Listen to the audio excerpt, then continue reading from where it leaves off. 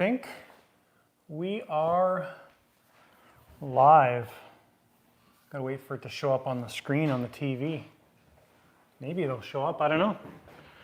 Hey guys, welcome back to the lighter side of RC After Dark. Give me a thumbs up if you can hear me. We've got an interesting loop going on here. Oh, it's working.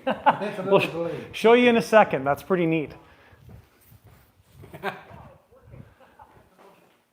There we go. Let's turn that volume down. That's an after. It's a few minutes. Thumbs up. Well, we know it's working. Good so sound. Everybody cool. seems to be happy. Yeah. So welcome back to the lighter side of RC After Dark. This is this episode 13? Yeah. Is it? Yeah. Last one was 12. Yeah. Yeah. So welcome back to 13. It's been 2 weeks now. So what have we done in 2 weeks? Man. Yeah, the SU is essentially complete as far as we can go with the SU. We still have to do the engine installation. So today's video was the SU-30 video. We did the wings in that video, the surfaces on the wings. And right now, as it sits, the SU is complete. We'll take a look at that in a little bit. And the SU, we're waiting for engines. So Zykoy is getting the parts for the 240 engines in. They'll put them together. We're going to get one of the very first engines from Zykoy, pair of engines for that. And yeah, the plane is pretty much as far as we can go with it. And we've got 7 videos of the SU. There might be another one depending on how timing works out and stuff. So yeah, so that's the SU. Engine install, a little bit of weathering to do on the gear, and she's pretty much done. So what else? Oh, channel membership. That started about a week ago. So if you've watched some of the videos recently, you've seen channel membership. And what channel membership is if you go to the regular channel, lighter side of RC, regular channel, there's a join button. I've talked about it in the last couple of videos. I'll talk about it in future videos. So what it is we've got a plethora of videos already uploaded to YouTube, and channel members can see those videos early. So for example, today's wing video, they got to watch it a week ago when I uploaded it to YouTube. So that's the benefit of channel membership. It is a paid thing. I think it's set to $20 US. It's a monthly thing. So if you find value in that, super cool. Thank you to those guys that have already joined channel membership. If you don't see the value in that, totally fine. It's totally okay. But I thought it was a cool way to offer channel membership because YouTube's always sending us emails and suggestions to turn our channel membership on, but you need some benefit to channel membership. So anyways, that started. It's out there.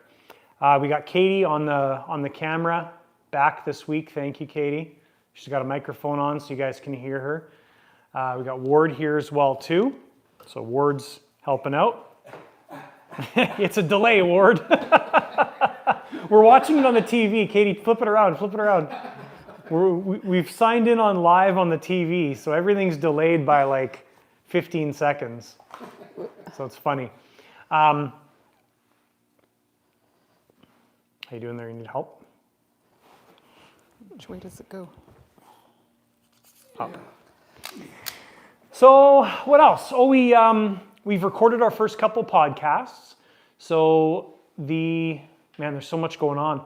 The RC Air Experience is a new podcast channel that Anthony and I started, and Anthony's from New York. We've got our first 2 episodes recorded. So episode number 1 is just me and Anthony introducing ourselves. Episode number 2 is the Wives of RC. So we got Katie and Anthony's wife on there. We chatted about wives' perspective of RC for about an hour. It was fun. Video number 3 is going to be Steve from FR Sky Radio, and we're recording that in a couple days here. And then we've got Greg and Jenny from Heli Direct, Boomerang RC, Jag RC lined up as well too. That's going to be episode number 4. And so that's the podcast side of things. Pretty cool stuff. I'm glad we started that. Glad for the push from Anthony to start that. Thank you very much. So I got an itch. What else? We started the 339 just today. That's right here behind me. So that's fun. We started that today. That's a build on the channel. If you're a channel member, you get to watch those videos really early. The Hawk right there. The Hawk has sold. So it's going to be going to new owner George. Congratulations, George. We have the crate sitting there from the F-16, and we were seeing if the plane would even remotely come close to fitting in the F-16 crate, and it was close. Like we were 2 inches shy on the width, 2 inches-ish shy on the height. Length is a foot too short. We could have extended that, but overall we just need to build a new crate. So anyways, the Hawk is going to a new home. Happy to see that it's going to get finished and flying. Looking forward to seeing that stuff. Yeah, we do have the F-18 above our heads. That still needs a new home. If you're interested in the F-18, you should buy that one. Andrew would be happy. It's a nice one. It's a very nice one. What else? Going to Miami Jets. So in a few days, leave for Miami Jets, there for a quick trip. So fly in on Thursday, at Miami Jets on Friday, and there for probably Saturday morning, and fly home Saturday afternoon, evening. T-33. Yeah, T-33 is progressing nicely. Video number 2 on the T-33 is done. Video number 3 has started recording. And there's only been 1 video released, so the T-33 is going well. The wings were hell. Yeah, you'll see that in video 2. The wings were a nightmare. They weren't really a nightmare. The wing tubes were a nightmare. So the wing tubes on the T-33, they and this is covered in video 2, but the phenolic tubes that this goes into, there's just no physical way for this aluminum to go into the phenolic tubes. So I spent 6 hours sanding these tubes. So I'd start off with, I think, 800 grit sand, or 300 grit sandpaper, 600, 800. I did use 1,000 at one point just to get it nice and smooth. But yeah, the problem is you have to repeat. So you got to go through those steps, try it. If it doesn't fit, start from 300 again, go through those steps, try it, and it was 6 hours of sanding. So anyways, I'm really glad that that's done. All sanding on the wings. Well, that wasn't a big deal. Cockpit we gave to Joe at RC Custom 3D Printing. Thank you, Joe. Joe actually drove here today from his house to do some measuring on the T-33, so I appreciate that. Look, we're in a time loop. If you get the camera and the video and the camera and the video, then maybe we just discovered time travel. Oh. How interesting is it watching yourself over and over again? Look at that. Oh, lost mistakes in time. So yeah, T-33 is going well. Nothing overly exciting with that, just progressing through the build. The MiG is awesome. This thing turned out so nice. I'm excited for people to start seeing the videos that we've gone through with this, but won't get any cool close-up shots. But the last thing I did here was the air brake, and that was one of the last things we kind of finished up last night. But basically, she's done for the most part without some final detailing. So that's a real cool plane. Very, very cool plane. So that's it. We've got a Rebel coming as well from CARF. So we've got another CARF Rebel just like that. That's going to be a shop plane or a Jonathan plane, which is super cool. Thank you, David, for organizing that. I appreciate it if you're watching. No, just launch red scheme is what it is. Yeah. And I think that's it as far as updates go. Yeah. Got lots of cool projects coming up too. They keep rolling in, which is great. So if you guys have any questions during this live stream, ask away. Katie is womaning the camera, so she's a little bit better at it than Ward. Personing. Womaning. So I'm very happy to have you back behind the camera, Katie. Ward does a great job, but not quite at your level. So, yeah, I don't really have anything specific planned. We did all the hinging on the 339 today. So that's been the focus of everything we've done today. Did the startup video, the hinging, control horn mounting, so all that's done. We're just kind of waiting for that stuff to cure, but we can move on to the wings and getting the aileron surfaces or the aileron servos mounted was my next goal/step. So that's what we're going to work on. Want the wing? Yeah, just one of them. Doesn't matter which one.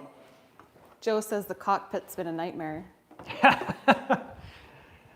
Yeah, those old kit planes, whether it's like this T-33, it's a lot of work. It is so much work to get that type of plane done. It's hard to imagine that used to be called an ARF.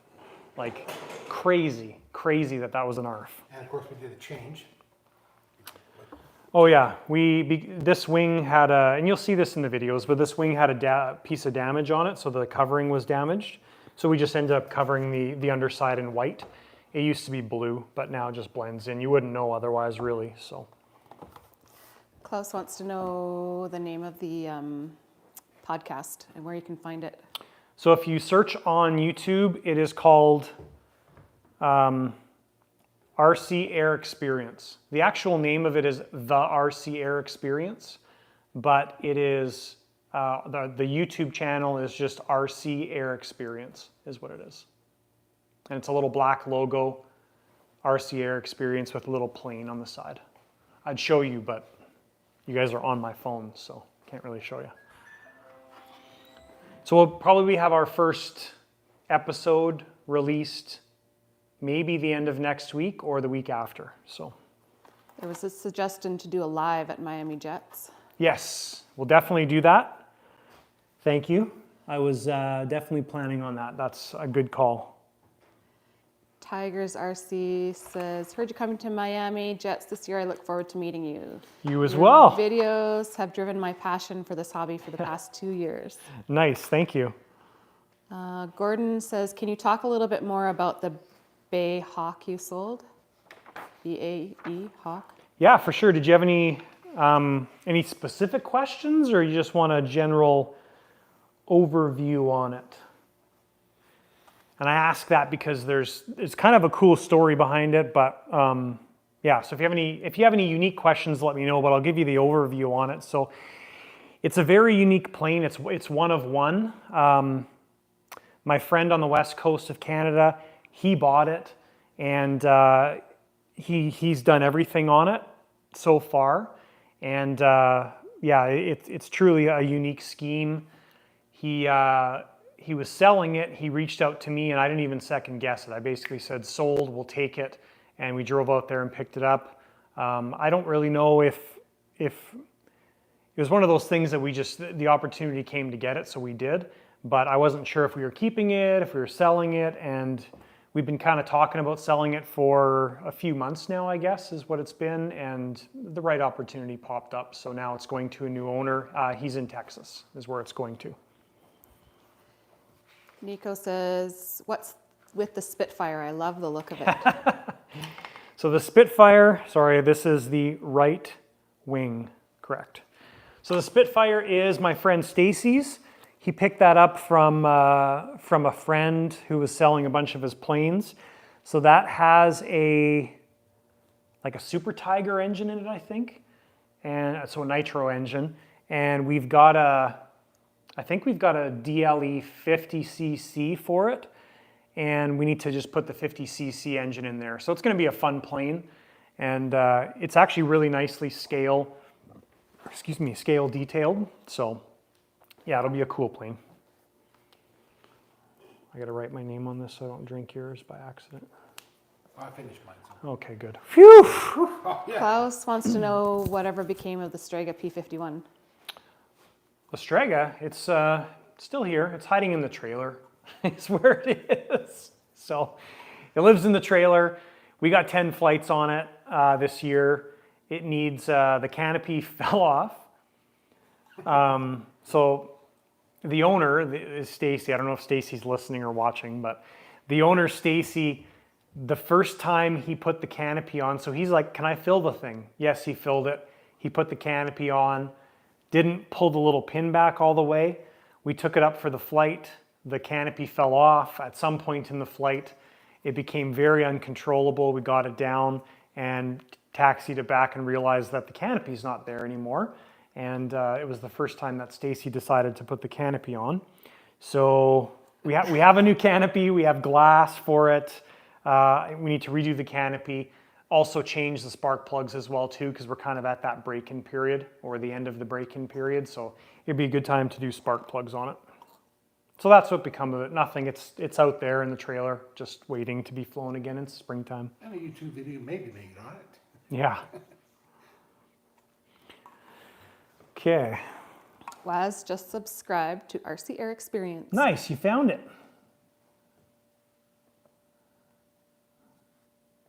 Yeah, it's going to be, I also did another podcast today as well too. One of my friends reached out to me and I did a podcast interview for his thing that he's doing. It's actually not even RC related, but he asked me to be on his podcast. So I did that interview this morning. It'll probably be out in maybe, he said around Christmas time or January. And it was cool. We talked about some RC related stuff, some YouTube stuff, some life stuff. And yeah, so if you want to hear more about that, I'll be sharing it when it actually comes out. So. Stacy is on. He said, hey. Hey. Here's Bernie, Stacy. We're talking about you. Kenneth wants to know, what are you going to do with the Super Tiger when you take it off the Spitfire? It's probably going either in the circular bin, or if you're interested in it, you too could own it as well. Gordon, if you are interested in it, just shoot me a message. Gordon says, can you 3D print Trusty bent screwdriver? I'd like to have one.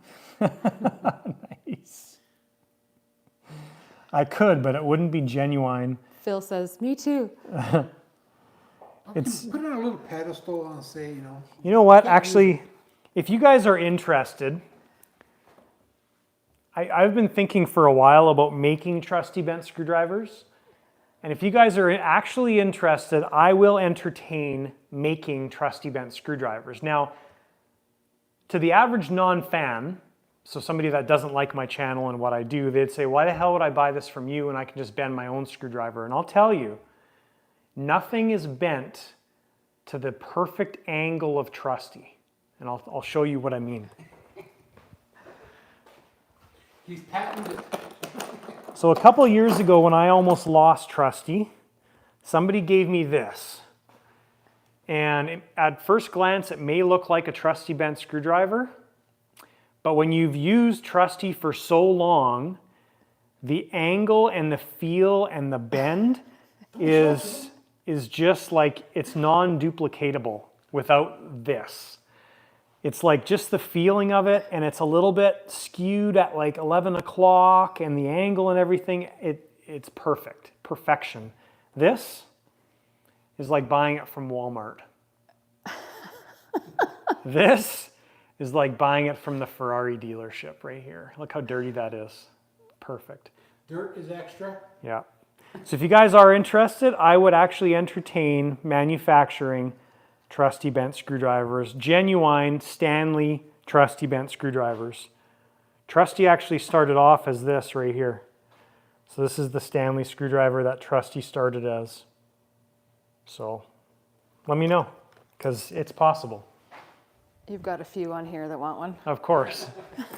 All right, so I will actually look into Trusty bent screwdrivers. Well, the regular ones, and we'll look at making a jig so we can get that perfectly matched, bend and everything. And then we may have to make them dirty too. I think. That will be hard to make them dirty. No, just cover them in epoxy and like throw them in the dirt. Yeah. Well, look at that. Like that's genuine right there. I mean, we don't even clean this. The only part I clean off after like months and months of use is the tip of this thing. Otherwise, everything else is like, it's like fine wine. It's just built up over time. See that? Perfection. We'll duplicate Trusty bent screwdriver. Yeah, we'll have to make a jig for it. When I go to events, I actually hide this because I'm afraid Trusty's going to get stolen. But we're going to find the Chinese kids to build it. Oh no, it'll be genuine built here at the lighter side of RC. Yeah, it's that bend right there. See?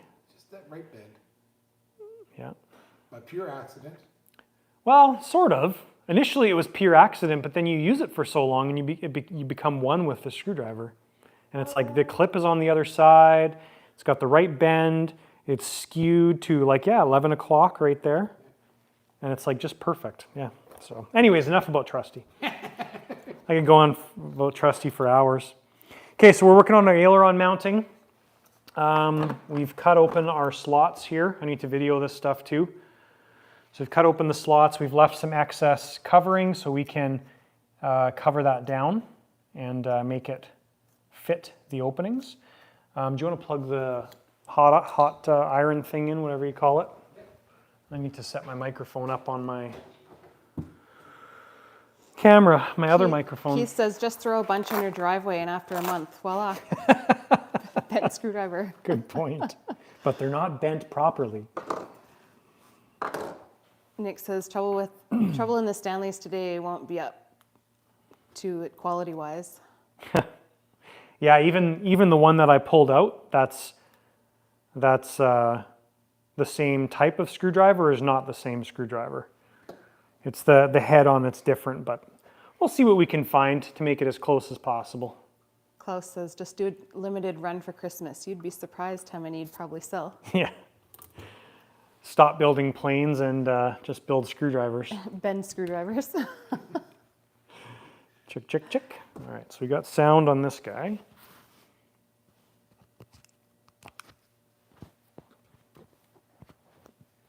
Plug that one in. Check, check. All right, double mic time. That's so freaky. I know it is a bit weird seeing yourself delayed on the TV. Wow.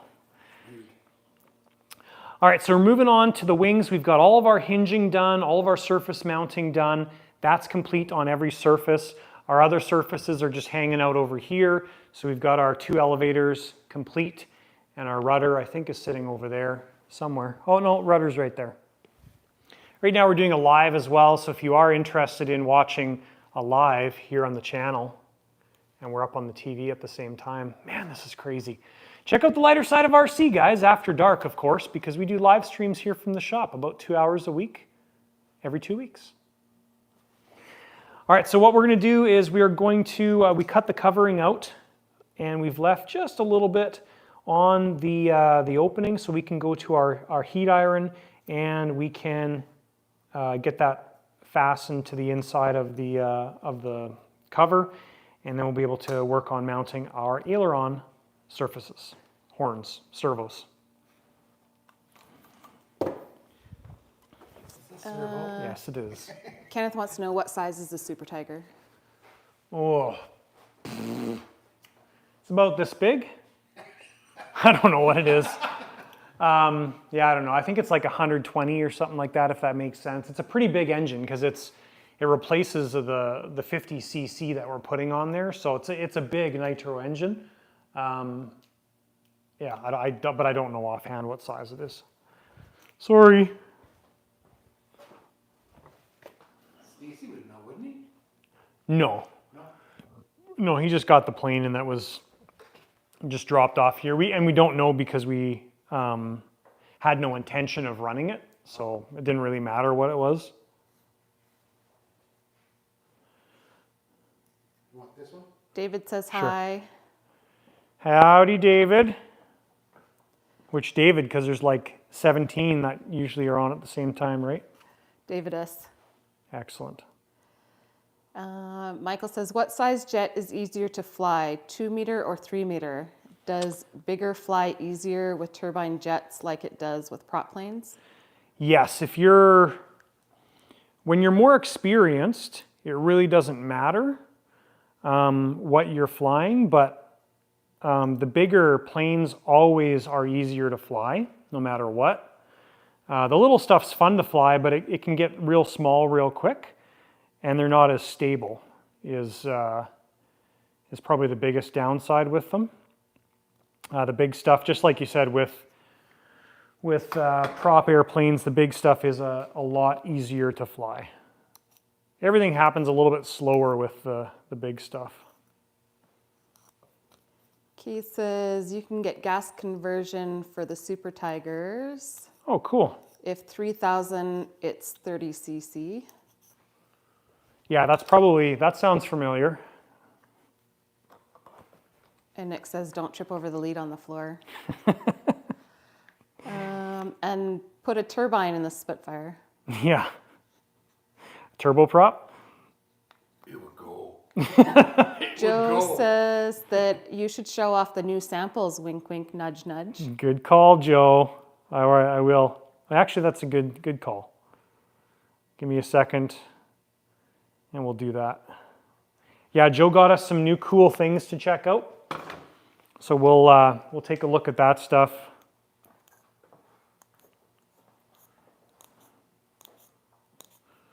So I'm just cutting the little circle end piece so it actually rolls around. Nothing overly exciting. A lot of people have been asking my opinions on the 339. We just got into it now, so I really don't have a good opinion on it. I'll know more by the end, but so far it's been a pretty easy project to put together. We just did the hinging today, and everything is very pre-done on the hinging side. So a few people have reached out to me and asked me to cover the hinging in detail, which I have. So far we've recorded, I think, 20 minutes of video. Yep. And about 10 minutes of it is just on the hinging of the 339 and all the surfaces and stuff. So if you are fairly new at this and you're looking at that airplane, the build videos that we're doing are going to be very in-depth. So, some cool samples from Joe. Joe, do you remember where we put them? Oh, I got them right there. So we've got this, which is cool. So in the third video of the T-33, that's the first time you'll see this in the channel videos. So this is something that Joe is making from RC Custom 3D printing. He's tested this to, correct me Joe, 80 or 85 pounds on this unit. Very solid. We have extension rods for them as well. So if you want them to be wider, you can put different extension rods on it. Completely adjustable, like super simple to adjust. So really, any airplane can fit on this thing. I kind of liken this to the foam Robart stand, which I've got one back there. Definitely not as strong as this thing and not really adjustable at all. So this is really cool. Happy to see this. And if you guys want to check out the stuff Joe is making, there's his website right there. So super cool. And like I said, Joe's doing the cockpit for the T-33, which I'm really excited to see. I saw kind of the first glimpses of it today and already happy and impressed. Yeah. This stuff here, to a bag. You said 80 pounds. 80 pounds, there you go. So a lot of this stuff we're gonna have on the website as well. So if you're a regular orderer, I'll do it over here. If you're a regular orderer, we'll have this on the, probably on the website soon because I think they're all valuable items. Okay, so we've got our XT60 mounts. These are same purpose as the ones we currently have, but they are the glue-in style. So the ones we currently have are a little bit bigger, a little bit wider. They use 2 screws.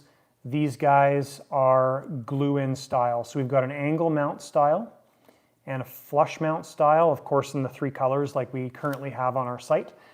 And Joe told me some cool little tidbits about this. He designed these to be super simple to install. So if you're trying to put this through a board, you drill 1 hole, roughly that size, I don't know what size, maybe whatever, 3/8 of an inch or something, 3/8 of an inch right beside it. Dremel or clip out the little piece that joins the two circles, and this will drop right in. So you don't have to like take your Dremel and like make this shape. It's basically two circles, cut out the little in-between pieces.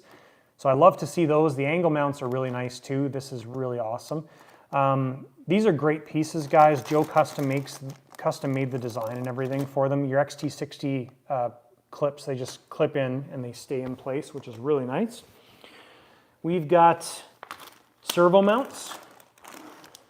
So this comes from the wood stuff that Joe's starting to do. So we've got micro servo mounts, mini servo mounts, regular servo mounts, which we got last week. Yeah. So regular servo mounts, wood UAT mounts instead of the 3D printed ones. Some people prefer this stuff over the 3D printed stuff. And we've got a couple other cool things. There's another mount, some wood battery boxes as well too. Basically, when Joe brought this stuff to me, Joe's on here right now, by the way, guys. When he brought this stuff to me to take a look at, I just took the whole bag from him and said, send me an invoice. So we got all of his pieces, but there's more available. So yeah, there we go. This stuff will be showing up on the website. There's one of the UAT mounts in wood. So very cool. Just a different look compared to... Are they lighter than 3D printed? That's a good question. Let's check. Ward, you're so inquisitive. I know sometimes I just inquisitive myself too much. They're probably Get the scale. probably the same weight. Let's use the super accurate scale. The gram scale, microgram scale. Okay, so our normal 3D printed one, I kind of want to keep the zip ties in there. 25.9 grams, 26 grams we'll call it. This one has the Velcro on it. 18 grams, so 11 grams lighter. So it makes a difference. It does make a difference. When you're counting grams, every gram helps. Every gram matters. Good call. I would have thought they're like, well, I mean, you're talking about 10 grams, which isn't much, but But it does add up. it does for sure.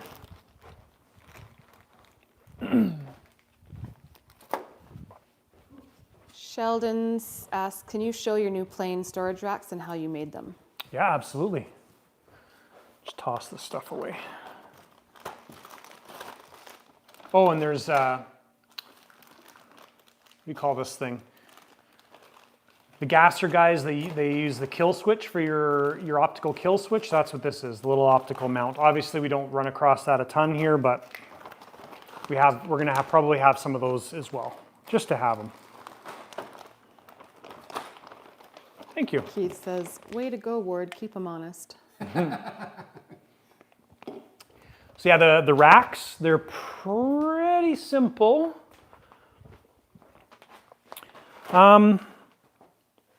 It's basically a miniature version of the big one we have sitting over there. So the goal here was to get it as low as possible to maximize this space. I think we're like 7 feet or something like that, but we built it so the rack would fit just underneath the TV here and not interfere with anything. But essentially just made a frame out of 2x4s. This one is much better than that one. The second generation one is much better than the first. Just the way everything ties in. So Katie, if you want to come in close. This one was way better. So we've got a 2x4, a shorter 2x4, a longer 2x4. The 2x6 riser goes in between all that and gets screwed in from both sides. So that's kind of the primary support of the entire thing. And then we've got 3/4 inch plywood and a facer board as well. And then the swivels, the casters are like 4-inch casters or something like that.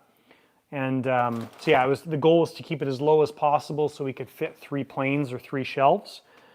And then the 2x4s that actually are support, they just get screwed in by both directions, 3/4 inch plywood. And overall it's solid. I don't know if I would lie on it being like 200 pounds, but no problem supporting an aircraft. So And you can wheel it into the back of your trailer if you wanted to. yeah, I mean, the way I've kind of designed most of the shop is things are what's the term for that? Modular? Modular, movable. Yeah, modular. Like if I want to move the workbenches around, they're movable. The racks are movable. That's been kind of the goal overall. So.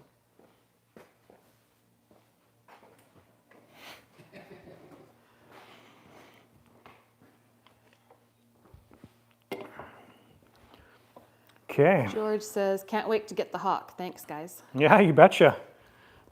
So George, are you watching this while flying a plane right now? Because that would be super cool. George and I were just texting before this, and he was descending into his final destination. So I think that's pretty neat. Nick says, nickname for Ward, Igor. Yes, here we go. Joe says, thank you. You betcha, Joe. Thanks for making cool stuff for the hobby. It's I appreciate it. I do, truly. And 10% for the ad. Yeah. Just put it towards the T-33 cockpit. Slapnuts RC says, looks like a beautiful jet. Arnold says,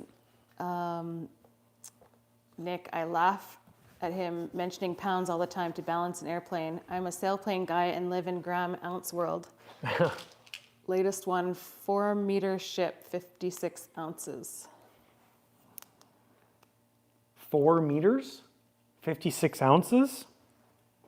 That's crazy. Like overall weight of 56 ounces? Ounces? Can't be. Can't be. Not meters. Ounces?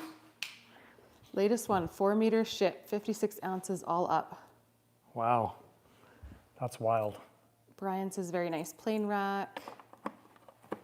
Nick says, could mount wings on back of the rack. Yes, exactly. Yeah, we've got the kinetics. So the kinetics, my kinetics is down at the bottom there. I've got the wings tucked in behind the kinetics. So You had to take the cockpit off. yeah. Should have heard him on that one.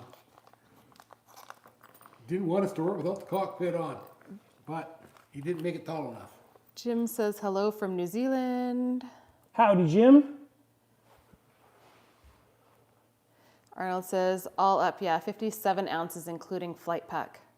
Oh my gosh, that's crazy. So I don't really understand this. Sometimes manufacturers, when they make planes like this, they should really focus on better instructions. Like,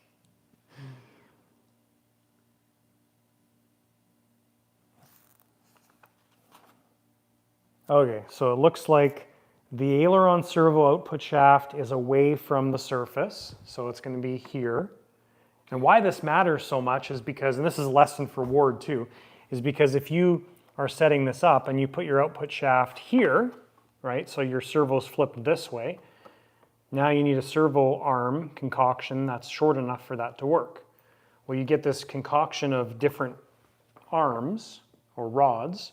So which rod are you supposed to use, right? So you kind of need to know where your servo arm's designed to go. So our servo arm output shaft is designed to go there.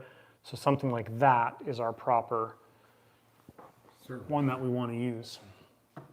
So it's important. And then, what does it show here? So yeah, we're using a clevis on the aileron side, which is perfect. Brian said he was thinking of getting the Air Matchy MB339. Glad you're doing a build of one. Yeah, they're nice planes. I mean, any 339 is a nice plane because it's a trainer, right? It's just the same as like when I had my big Tudor. My friend had a Skymaster 339, very similar plane, and they fly really nice. But because they're a trainer, they're just a huge wing and they're easy to fly, and yeah, they're nice planes. George says he's on the ground now. Ah. Okay, so we're pre-drilling our screw holes because we will want to use CA on those guys. And a lot of this manual with the Hanger 9, I haven't really been following. It's just been doing it my way, and then we kind of reference back to the manual and make sure that we're happy with it. That way he can sing, he did it his way.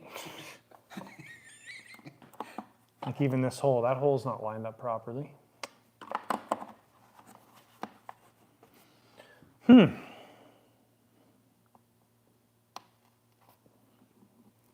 let's put it in the proper spot. Oh. Nick says, funny glider story. Friend ordered carbon glider from Russia. She got called down to customs. It had arrived in an old AK-47 gun case. Oh my God. And got thrown in the fire bit. That's funny. Should really move my tools over here. Yeah, let's move the toolbox. Yeah. See, I often do this. I keep walking back and forth over and over again, and I realize, hey, my toolbox is on wheels. And there's a reason we put it on wheels, or it's on wheels, so we could do that. Well, you also have this on wheels, we can move this to the toolbox. Well, no. Brian said, would be an awesome jet to get used to turbine flying for sure. Yeah. Arnold says, no more winch launch, so spar is far weaker. Oh, yeah. So it's just a hand launch setup? Nick says, sing, word, sing. No, please don't. No. Okay, so what did we say? We're doing the output shaft away from the surface, so our output shaft is going to be like that. Where are they? Where are they what? Oh, there's the shafts. So this plane is very much designed to have the grommets installed, I think, on the servos. Let's just see. Jim would like to know if you could briefly describe the rebuild process of a Swiwen engine. Says one of my 140Bs has just clicked over 10 hours and 47 cycles. Is it still running good? Because most of them usually last, I mean, obviously every engine's different, but a lot of the engines, the Swiwen engines, have been going to 25 hours, no problem, and going past. But basically the rebuild process is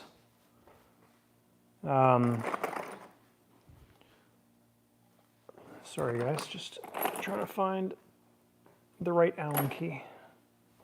So what happens during it's basically a bearing change process. So your bearings, the engine gets dismantled, new bearings get installed, it gets balanced, checked over, and that's pretty much it. It's a pretty straightforward process.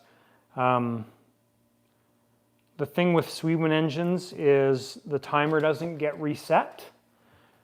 And I know some people aren't happy with that, but you know, if you, for example, if you buy a KingTech engine used from somebody, unless you look or ask for the history, you don't really know what the history is. It could have 1 hour on it, but it could really have 152 hours on it. And it's been rebuilt 6 times, right? So yeah, the Swiwen engines, the time stays what the time is. So if the engine has 25 hours, 27 hours, that's what it has. New bearings could have been installed at 25 hours. Now it's got two new hours on it. So I don't know if that kind of answers your question, but it's really no more complicated than that.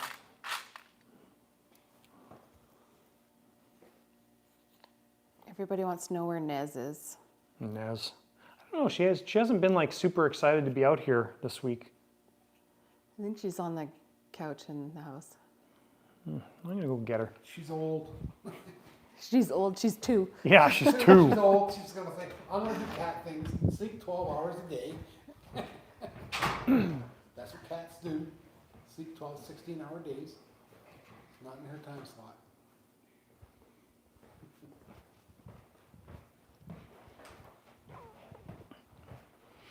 Nazi Poo.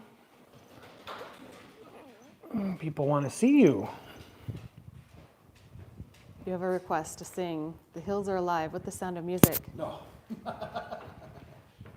I'm not good at that one. I can sing all the silent notes. There's Inez. She was sleeping in her cat condo. You got disturbed. You got woken up. She has been a real pain in the butt this week. So every time she comes out here, she comes over here to the BVM T33 section. The plans were laid over top of here, so she's been crawling underneath the plans, and she would find my little bags of parts. This is one she really enjoyed this week.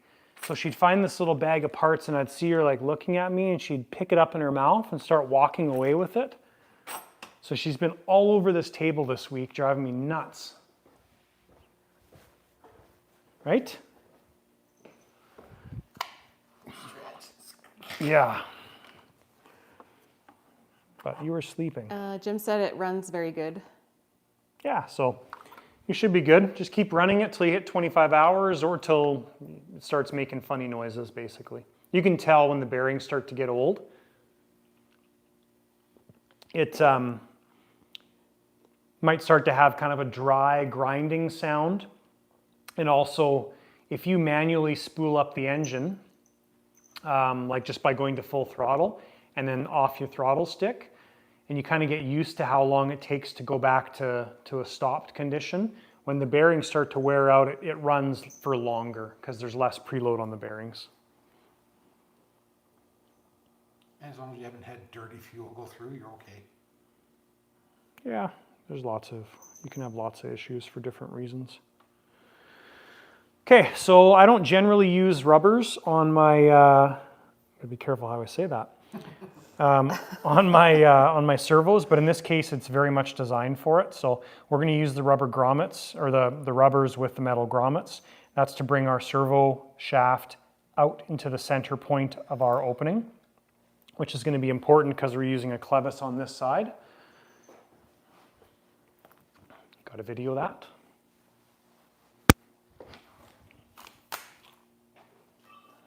Right on the side?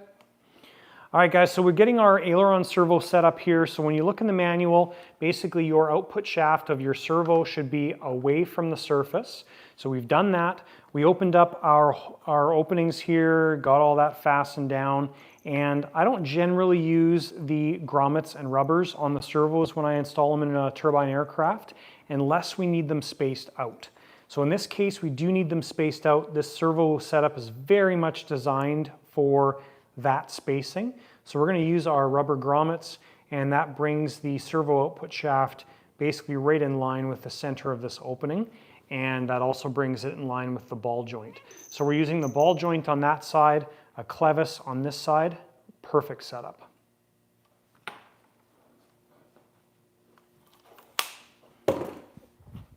Brian wants to know if you're an authorized repair depot now for Sweden.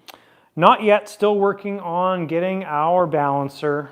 Yeah. It's been a work in progress, but we're closer, but not officially yet.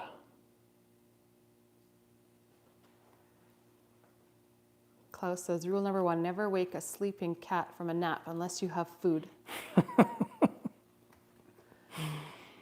The only saving grace is Katie's out here, so I think she's mildly happy.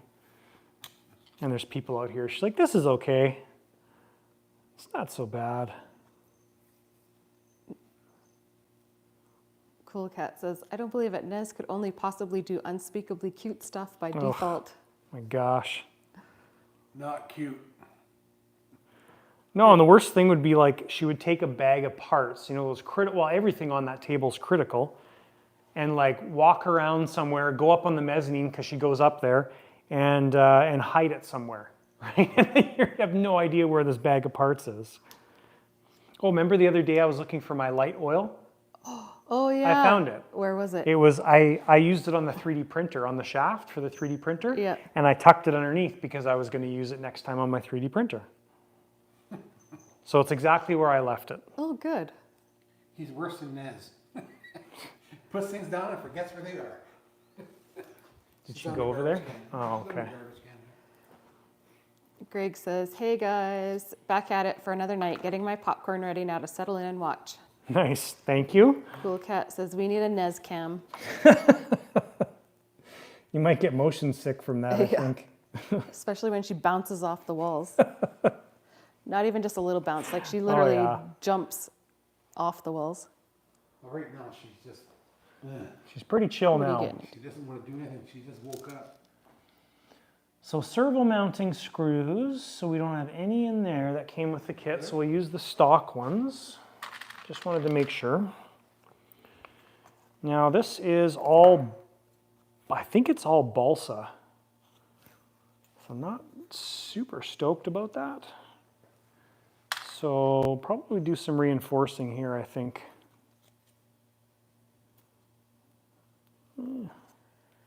Kenneth says catnips works wonders. Oh, she doesn't need any catnip. No. She's got enough energy. Okay, so maybe I'll drill out a bigger size. Greg says camera focus is off or he's over medicated this evening. No, it's clear on the TV there. Man, that's weird, eh?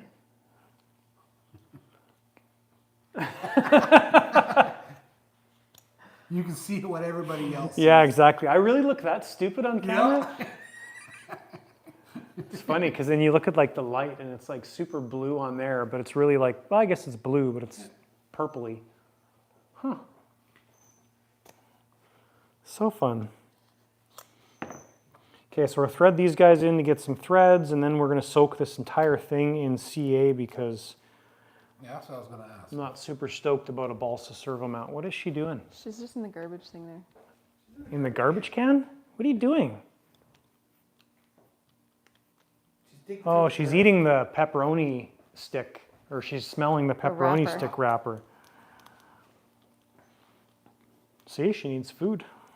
Poor thing's pretty starving. Oh, totally. Nick says blue sky day down here downside 25 knots. Yeah. David S has got to go. Bye, David. Ciao, David.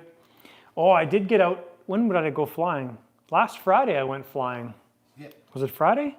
yeah, it was Friday because I would have gone, but like I say, I was working. Till Yeah. 3, and you only go out there for 3 hours. Yeah, we had some nice weather last Friday. So not yesterday, the week before, but we got out. So that would have been like November 17th.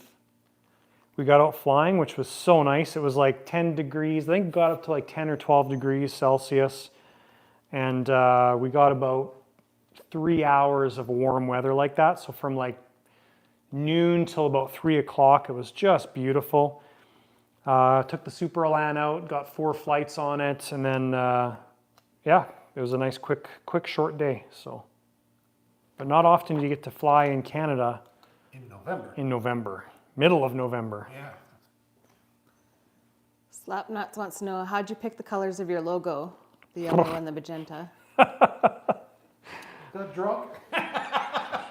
So when I say this, I'm actually 100% truthful when I say this. When I started the Lighter Side of RC YouTube channel, I know I needed a logo. So this was like a few months after I started my first video. I went on a logo maker. I can't remember what brand it was, but I went on a website that was a logo maker, and I just kind of had that basic layout. Like I designed that logo in under 10 minutes, and it was done, 100% done. I basically did that. I was like, this is cool, and stuck with it. So I know I wanted pink or magenta or purple, whatever it is. Pink, always a different color. Well, no, the actual color is, I don't care about that word. I'm quite quite stable in my sexuality, so it's more like, so this is the actual color, so it's purple. I guess it's like BVM purple. Yeah, that's better. But when you get variations like that, like there's only so many vinyls you can get, so. Looks good. But yeah, the actual color is purple. Anyways, yeah, so I know I wanted like a pink or purple color because I like that color. And I wanted a little bit of yellow on there because I wanted a third color. And that's it. I just wanted it to be something bright and catchy. Okay, we'll soak this in CA. So do the holes first, and then we'll do the along the grain, because that'll just sucks it up like crazy. And then we need some kicker. We'll put it in there. Make sure it's like super stuck, because we don't really want that to come out ever. Cool cat's gotta go. Whoa. Ciao, Says thanks for good tuning night. in. I've never seen that. Yeah, it really kicks it off. That's why it's called kicker. It works really well. It's smoking. Okay, so we need to get this servo set up now. So we need this guy, receiver. We need radio, we've got radio. We need battery, we've got battery. Donald says, greeting from the Dominican Republic. Howdy, Wow. welcome. You're probably a heck of a lot warmer than we are right now, I hope. How's the flying in Dominican Republic? Like, do you guys have decent fields? What's the flying community like? I'm actually genuinely curious. Got Nez fuzz. Okay, so right aileron is number 1. No, left is number 1, right is number 2. So right aileron is channel number 5. So we'll give this guy power. Receiver's bound, and we'll go into channel 5. There we go. Now our servo does servo things.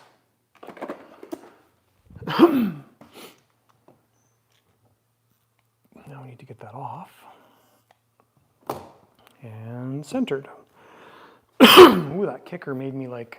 You're not supposed to breathe that stuff in. Sorry, guys. Whew.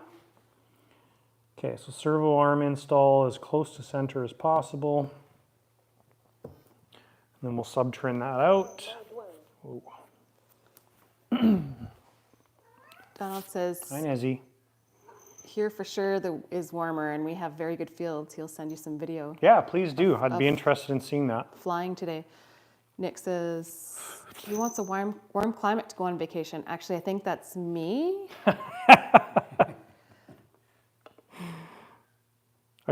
So Katie, are you upset that you're not coming to Miami?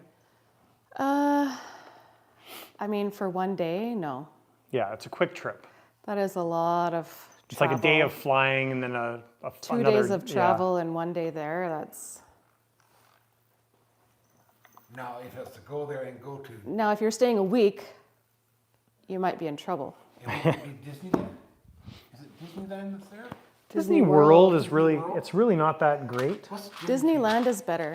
So Disney World has like all the same stuff as California Disneyland. Okay. It's just spread out over like, I don't know, 5, 6, 7 parks. So when you go to Disney World and you're walking through, it's like you'll have one ride and this really expansive park space for the second ride. So that's all it is. So I didn't like it because everything's so spread out. I love Disneyland in California because everything's just like packed in and busy and you look anywhere and you're seeing stuff, and that's what I enjoy more. Oh, okay. Now, Disney World has the water park, which is cool. So that's the only thing that California doesn't have. Oh, okay. Yeah, we were at the water park in February. Yeah. And it was just Canadians or Europeans. Scottish people or Canadians? And there was nobody there. Like, it Yeah. was empty. It was awesome. fantastic, but it was still warm. Yeah, it was warm, like it was 20 degrees Celsius, so like 70 degrees, I think, right? It was okay. That was beautiful weather. Yeah. Nick says, at least it's kicker. He finally got COVID. Oh. Had it for 7 days now. Sorry to laugh. It's, yeah, we had it, We've had it. It was a long time ago now. yeah, over a year ago 2 now. years, It probably. sucked, but it was, yeah, been there, done that.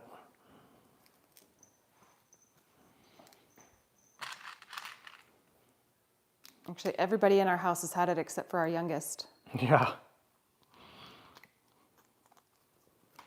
I don't even know if I ever got it or not. Yeah, it's just like the typical, like, it was kind of felt like the flu times a little bit more. Really bad headache for me, that's what it was, so.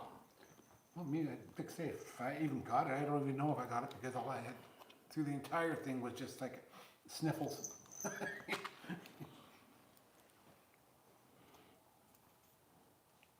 Brian said he had it twice. Ugh. And when my daughter got it, she was knocked down and, you know, she's still recouping from it. Really? Yeah.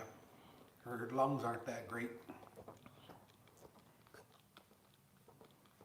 Klaus says, when is that Ultra Bandit going to be on order? We're going to be in BVM country. Well, Klaus, I just, I ordered a Rebel Classic yesterday, so that's en route. Unfortunately, a lot more affordable than a Super Bandit. I love RC. When setting up a radio, any way to set up an automatic leading edge flaps? If so, how would you do it? So we would generally do it mixed in with the regular flaps. Now, if you're using Jeti, you could really go so much more advanced with your setup. So with Jeti, for example, you could use a speed sensor, a pitot tube, and you could make conditions saying that anytime you're slower than 70 miles an hour, the leading edge flaps come down to a certain percentage. I mean, there's so many different ways to do it.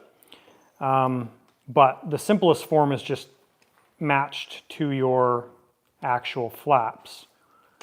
So, yeah, see, that's what she does. Just a pain in the butt. Just getting into stuff. Yep.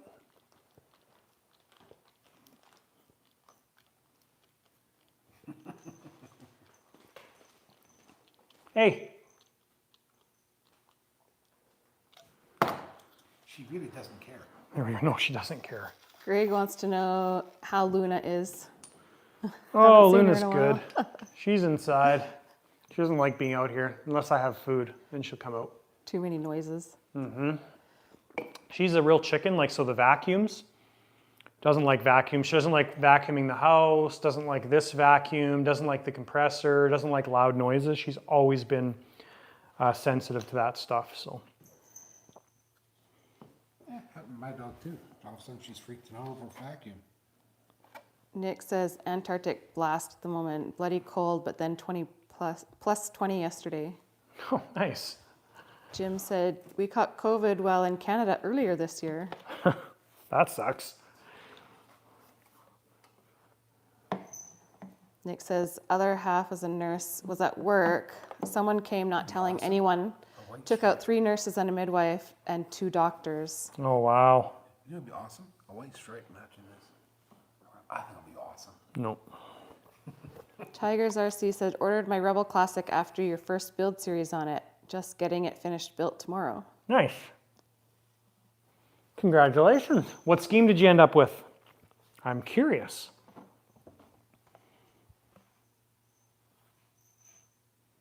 Sheldon says, is that a JIS screwdriver? What? It's a Pickwick. A multi-bit one. Okay, so we need to plan for our wires that are going to the wing. So that's fine. And this goes to the root of the wing. That goes to the root of the wing, so that's good. I guess it is could be a. I'll go this way, I guess. Straight Jim line. says, I'm having a lot of fun with my Rebel. Did bend the wing tube and is the first model I've had that, Got your drum? hang on one second, that I'm mindful of GS.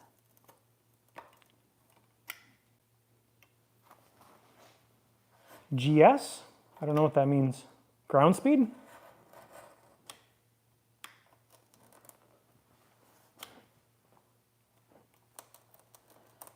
John says, hi from Prop Busters.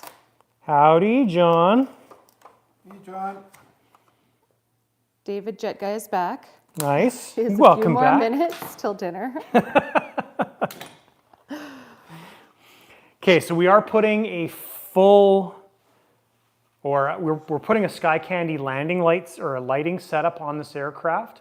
So Sky Candy sent me some pictures a couple days ago, and they've got a really cool setup coming for the 339. So we will have one of those kits coming for this aircraft.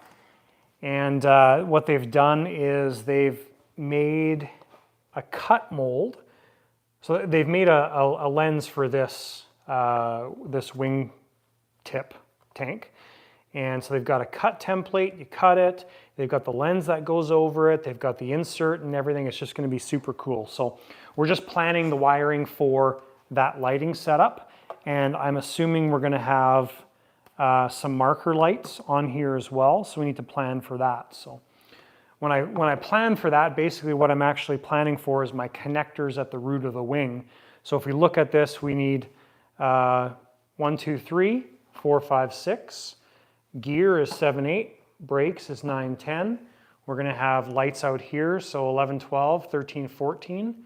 So basically we're doing a 9-pin and a 9-pin and a 6 should be fine. That gives us 15. So if we have 3, 6, 9, 12, 13, 14, 15, 16. 15. So yeah, we should be able to make a 9 and a 6 work, I think. Because these lights out here, they'll only have, I think, 2 wires. The marker lights should have 2 wires, and then the Sky Candy light might have 3. So we'll have to keep that in mind, but we should be good with that. So I think that'll be good.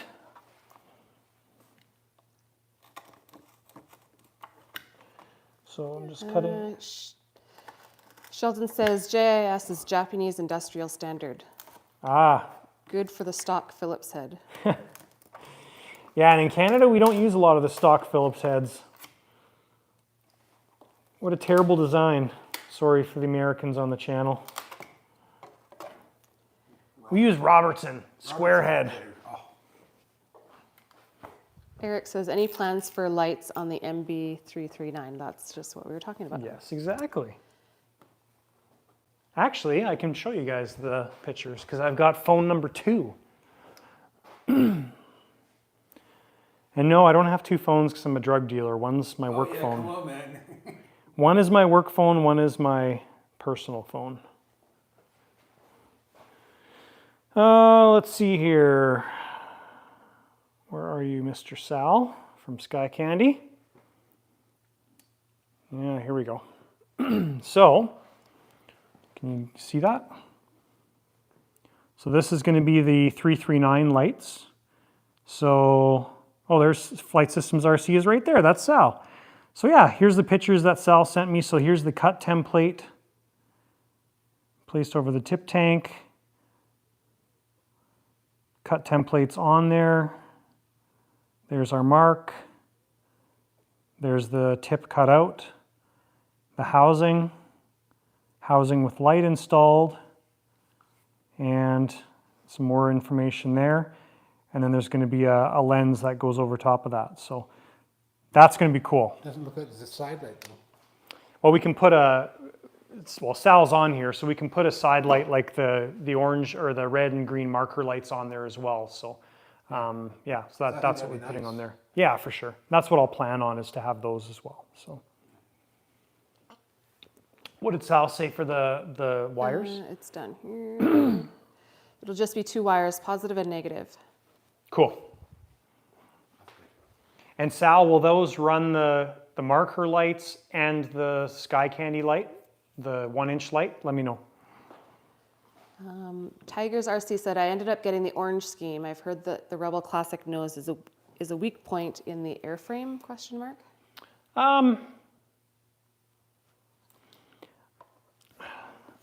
I wouldn't say it's a weak point. We changed things a little bit. So when we built this one, it was, and you watched the series obviously, but when we built this one, it's very non-conventional, right? So what I mean by that is, to get more specific, is we've got 1 battery pack in this aircraft, and this aircraft is the exactly the same setup as the one I flew when I was in California a month ago. And it's way lighter on the nose than what most people set it up as. So 1 battery pack goes in the nose here, powers everything. I can't remember the exact number on the nose gear, but it's very, very light. And if you're setting it up that way, it's going to be fine. Now, I've seen some guys on the RC Universe thread for the Rebel Classic, and I've seen some guys make this whole battery contraption in the front, and they're putting like 4 or 5 batteries jammed in the nose of this plane, and that is going to be way too nose heavy for that plane. Way too nose heavy. You would have to put a massive turbine in the back of the aircraft to offset that weight. So. Plus you got that one very clean on the inside too. Well, yeah, it's super clean on the inside. Everything's kind of right over the C of G. The only thing really in front of the C of G is the UATs right behind the gear opening and the batteries in the nose, and that's it. It balances perfectly. So we redid that as well too. So there's a pitot tube in the nose, and the hatch latch is right in front of the canopy. So again, a bit of a different setup, but I think people are putting too much weight in the nose, is my thought. Sal said yes, both. Awesome, thank you. So just to simplify, 1, 2, 3, 4, 5, 6, 7, 8, 9, 10, 11, 12. So we can do 1 12-pin connector. Perfect. That's Right? including the, Yeah, because we're only 2 lights there. So 1, 2, 3, 4, 5, 6, 7, 8, 9, 10, 11, 12. Awesome. 112 pin. Yeah, 1 12-pin. That makes it even more simple for wiring. Very cool. Brian wants to know, do you maiden everything that you build? Not really. It depends on the owner. Like most of the planes we're building here, they're for David, like the SU, the F-16, the Rebel. He'll maiden them himself, or his normal process is he's got a pilot that does the maidens for him, Coco, amazing pilot. And that's just the process that he has. I will maiden planes, but if I'm not comfortable doing it, I won't do it. But yeah, it doesn't matter to me if I do it or not. So I don't know if that is the right way to say it. But I have no emotional attachment to mating the plane. If it happens, it happens. If it doesn't, I'm okay with that. I love RC. I guess I'm going to switch from Spectrum to Jeti. Oh. Just hate learning new radio systems. Power box. If you're a Spectrum user, if you can imagine something that you want this radio to do, you can do it with this radio. So I would highly suggest this. For example, if you want to take off your plane and you want to flick this switch and start controlling your ailerons with moving the radio like that, you can do that. You could tell your radio, hey radio, gear down, and the radio will drop the gear. Like you can do anything with this radio.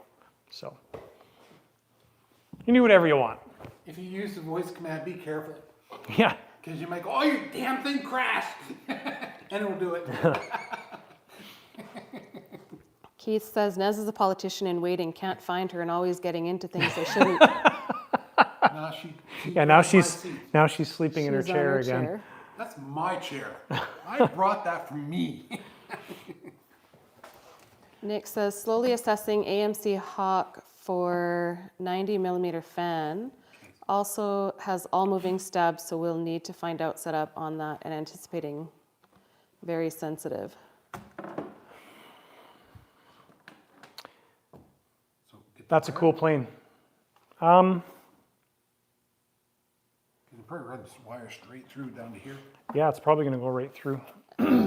Kyle's here said, I love the lights. Thanks for getting them. Yeah, for sure. They're going to look cool. Kyle, did you see the pictures that I was just scrolling through? They're going to look pretty stinking awesome, I think. Greg is asking, because I have a Ranger to maiden in the spring, a little concerned it might maybe on the heavy side. Do you recall the final dry weight of your Boomerang Ranger? I don't remember the dry weight, but the one thing we found with the Ranger is, so the last one I built, the yellow one, so I balanced it with the batteries were behind the fuel tank. I balanced it with 2 strips of weight in the nose at the stock CG, and it takes quite a while to get off the ground. Now keep in mind, we're flying with a 120, so it's a little bit heavier. We're at 3,300 feet of elevation, so we lose quite a bit of power. We took, I think so far, 1 strip or maybe all the weights out of the nose, and it's gotten a lot better to take off. But I don't remember the final weight of it. So I can't help you there, but yeah, just start off with the CG where Boomerang recommends, or just behind, and you'll be fine with that. But it depends on what engine you have. Like if we put an 80 in a Boomerang Ranger here, it would take probably 1,000 feet of grass runway to get off the ground. So right now, if it's nose heavy, it takes probably 500 to 600 feet of runway. So Arnold says work phone. yeah. Klaus says that's what a drug dealer says. That's what everybody says when I put my 2 phones down. They're like, you get that look, right?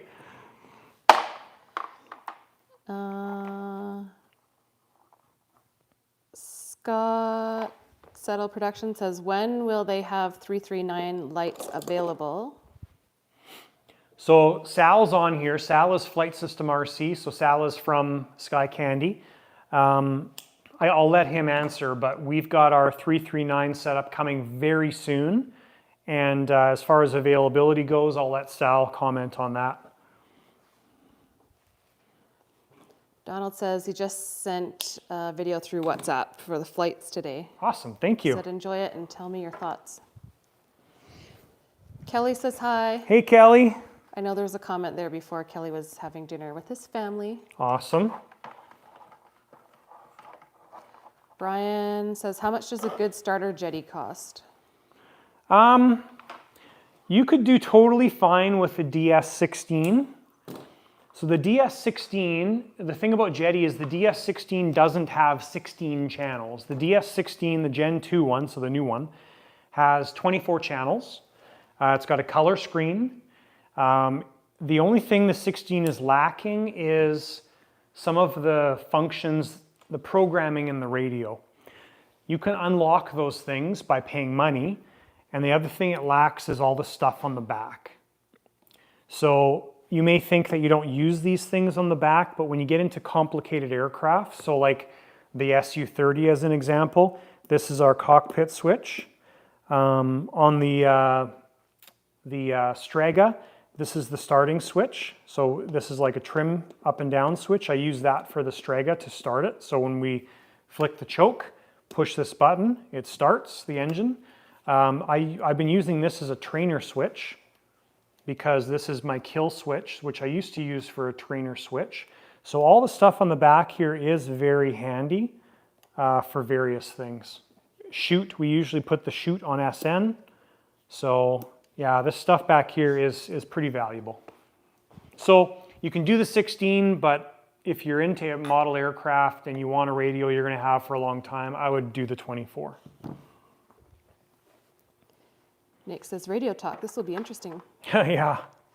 Donald says, what do you think about the FR Sky X20 Pro? For me, it's almost the same as Jeti. It's going to be, honestly, I've never used an FR Sky radio. So for me, one of the things I didn't, so I've held one a couple times. One of the things I don't like about it is it's like, how can I show this? To me, it feels like a video game controller. It's like that size, right? So I'm not a fan of that. So if you imagine, like to me, that just looks like a video game controller. Yeah, lots of guys use them. I don't know. If you wanna go that route, go that route. I mean, there's tons of guys flying them. They seem like a solid connection. Obviously, they have 900 backup, all that stuff. So you got to just decide what you want to go with, basically. I have to do a radio test to see how it works. I mean, the one thing I like about Jeti is there's so many variations in how it can be set up. I'm sure FR Sky is the same way. We're going to have a podcast coming up this coming week that we're recording, where we're talking to Steve from FR Sky. And it'll be interesting to actually have a conversation with them. I'm kind of thinking about questions now for him for the podcast, mainly for my own knowledge. But so I don't really want to comment on that, but yeah.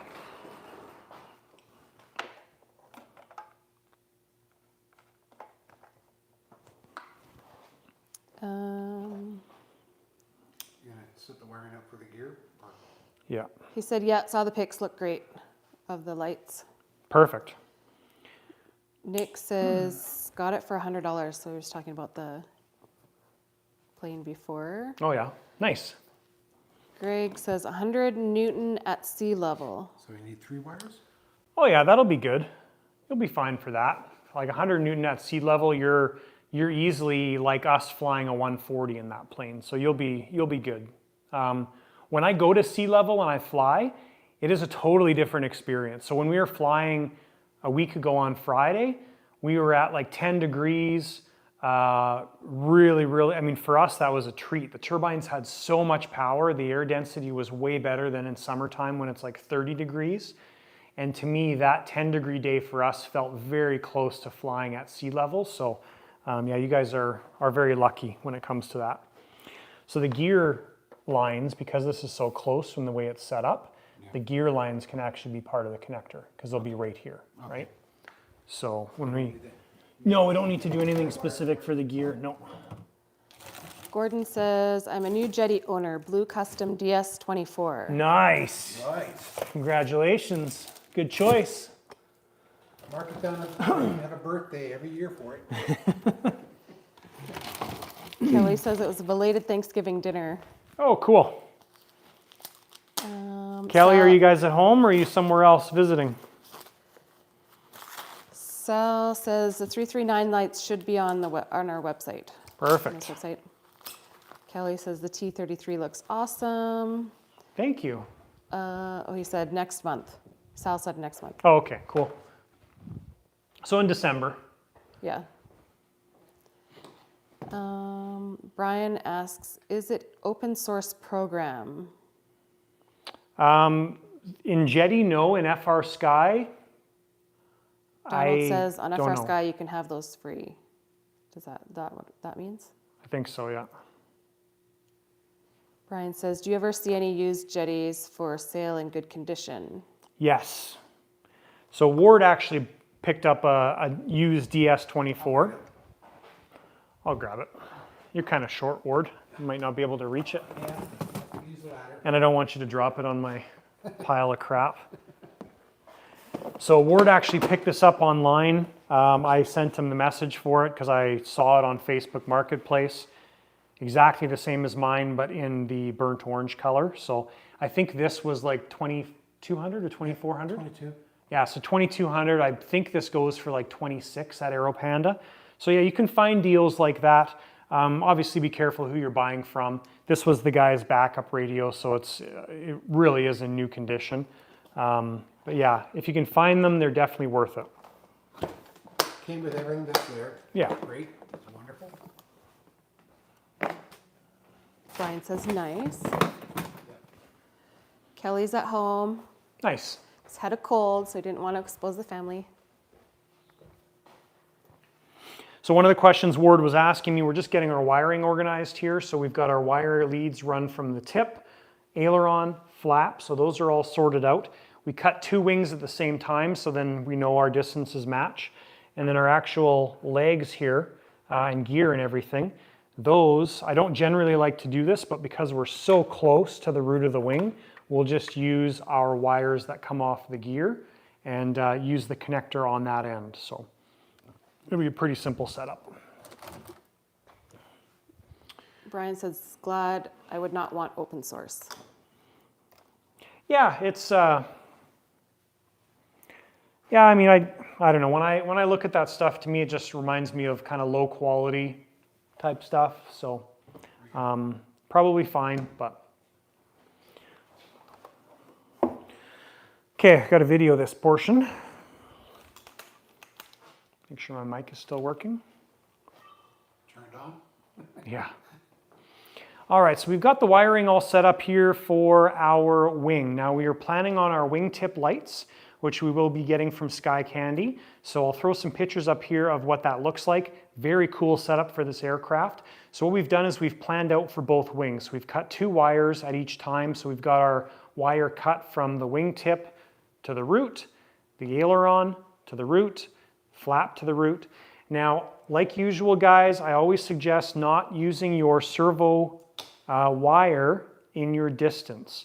So if you install this servo right there and you take that wire and go to here, well, if you ever have a problem with the servo, that wire connection could be buried in the wing somewhere and you will not be able to get to it. So I always bundle my wires up at the servo point itself, and my connector is going to come all the way to here, and it's going to be a very easy change if you ever have to change that wire or servo out. So now we've got our wires set up here. Now it's time to crimp on our ends, and we'll get those wires run to the root of the wing. All the stuff is over there. Brian says, too complex. Too complex? What's too complex? The open source. Oh, yeah. Yeah, Unless you're a computer geek. that's a good point, actually. I'm not a fan of that complexity stuff. Like I got a Radio Master radio. They sent it to me after the radio test. But it's not as easy to set up the Spectrum stuff on that as like my IX20 Spectrum radio for flying foamies. So that's one of the reasons why I wouldn't use it, because it's just not convenient. Kelly wants to know what's in the wood box on the floor. Looks P&P-ish. Well, Kelly, you joined late. So George is the new owner of the Hawk. I don't think I told you yet. So George in Texas purchased the Hawk. That's the crate for the F-16 that the Venom came in. So we were checking to see if the width was going to work for the Hawk to go in there, but it's 2 inches too narrow, 2 inches too not high enough. We knew it wasn't long enough. So anyways, that's the 16 crate. We'll have to rebuild the crate. So we're going to build a new crate for the Hawk, one that the wings can fit in as well too. So.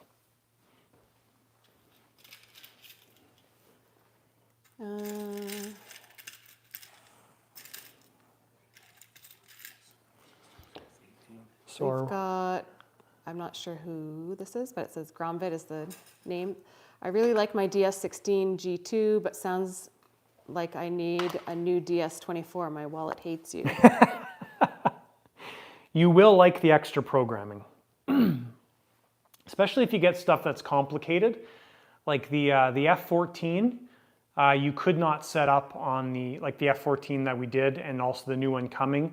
You could not set that up on the DS16 and have all the functions available. So yeah, when you get into complicated aircraft, you do need the extra programming. Nick says, way to go, John. You can never have too much wire. Exactly.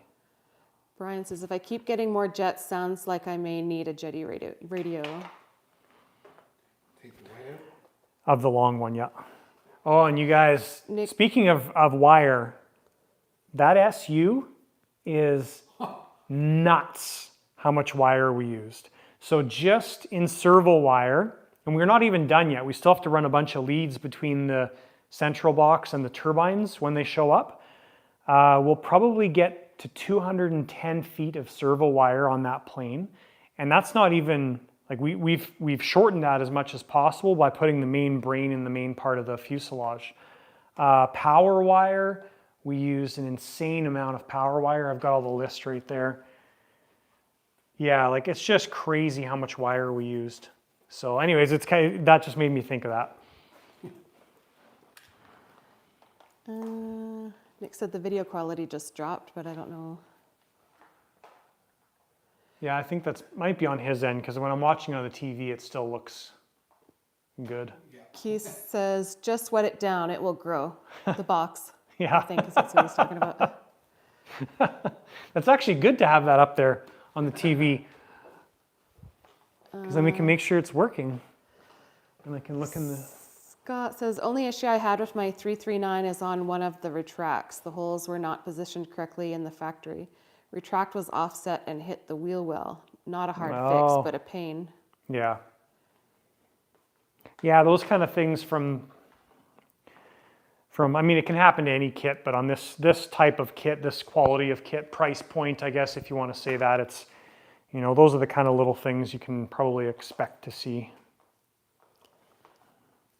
Kelly says, that Hawk is a pretty jet. It is. I'm sad that it's going, but it's going to a good owner, and he's going to have a lot of fun with it. So. Klaus says, I will say being able to link Jeti central boxes together to increase channels is an amazing feature. Yeah. Not sure if JRBPX receivers can do that. Nope, they cannot. Yeah, and you could conceivably, so like, let's take a look at what Klaus is talking about. So in this aircraft, watch your butt there, Ward. So in this aircraft, we've got, and you guys, as you watch the videos, you'll see this stuff, but we've got our primary central box right here, okay? So this is where most of the flight controls in the back end of the aircraft have been hooked up to. There's one wire that goes to our front central box, which is this one here. That's also full. And the way we've set up our receivers in here is if any of our receivers fail, everything still works. But these two central boxes are talking to each other all the time, and it's just such a cool setup. The whole bus system is just amazing. Now you could add a third one if you needed to. It's pretty cool stuff. So.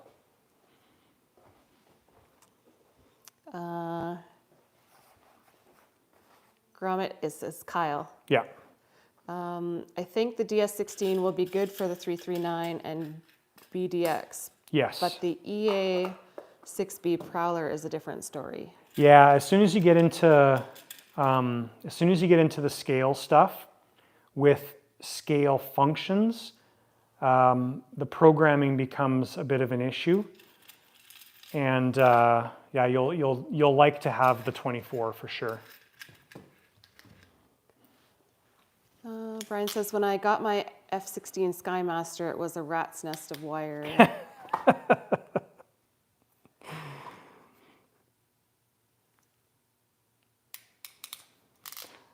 Yeah, it's hard sometimes to see pictures online and see pictures from people's aircraft that that isn't organized. My OCD kicks in. I don't know if that's the right word for it, but yeah, I couldn't have an aircraft like that. Eric says, what gauge is the power box wire you're using? I find the thicker gauge stuff is difficult for me to get into the connectors. Any tips? So this is the maxi wire. I pretty much use the maxi wire on everything. I do sometimes use the regular wire, but it's really no different. So we've got a little bit of regular wire left here. That's what this stuff is. But generally it's always the maxi wire. I'll show you this up close if you guys want to see it. So this one's done. This is our other flap lead. So this is the maxi wire here. So I guess first thing for me is having good crimps. These are the ones that are available from DreamWorks or PowerBox. They're the same thing.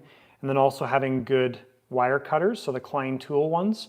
I've had these things for 20-something years, but those are the wire snips that I use, and they're amazing. So this is the smaller gauge set that goes down to 26 gauge, I think, something like that.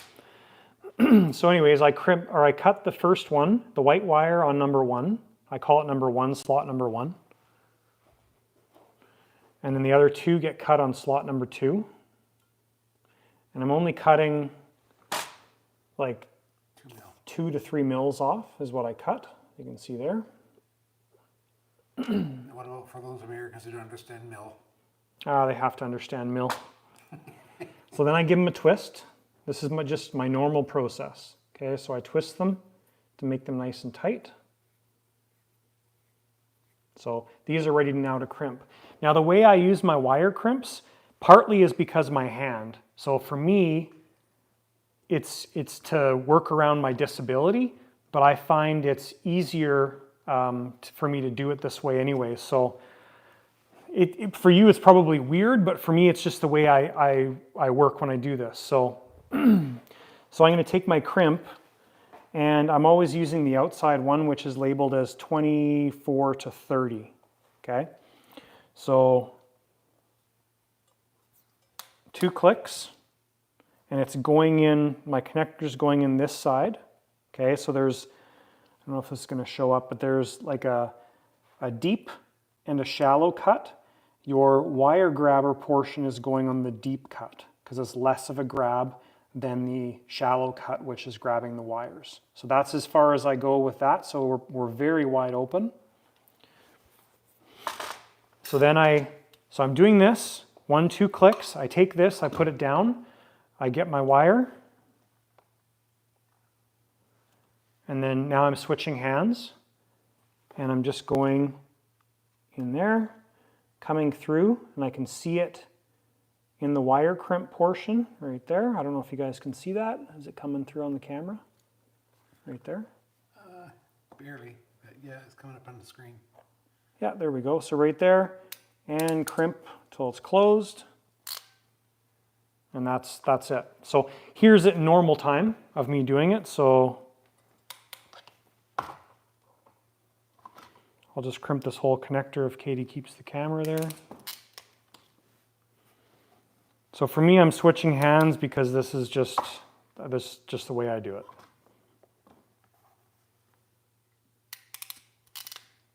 So that's that. Now, I've done this thousands of times, so it helps when you do it thousands of times.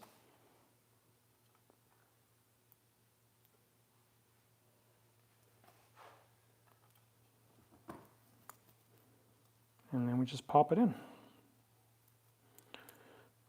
So when you're doing this style of connector, I always look at it from a face view. So the face view is what I call the little tabbies that hold your wire crimp in. So the face is always facing me. I don't know if that shows up properly in the camera as far as direction goes or if this does it backwards, but so it's always facing me. This style of connector, your white goes on the bottom, blue goes on top. If you're doing this style of connector, nothing changes here except your white and your blue get inverted. So those get flipped around, and then your connector is this guy right here. So it's got the little 3 dots, and those 3 dots line up with your little tabbies. So it gets, you put your pins in there, and then this gets installed like that. So we'll just do this.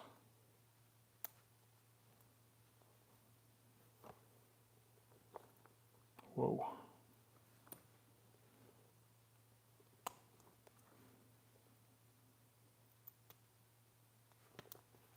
Just like that. So I don't know if that helps, but that's my process.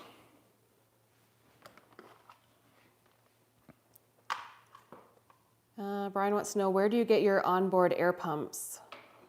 It says your builds are so clean and neat. Thank you. I order them directly from VSpeak, so I'm a VSpeak dealer. So we stock them here. I don't list them on my website, but we do have them in stock. And yeah, so but they come directly from V-Speak.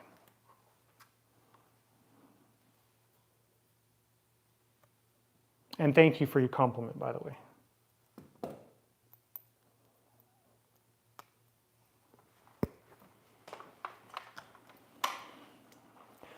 Okay, so I got those paired up. Now we'll do these guys.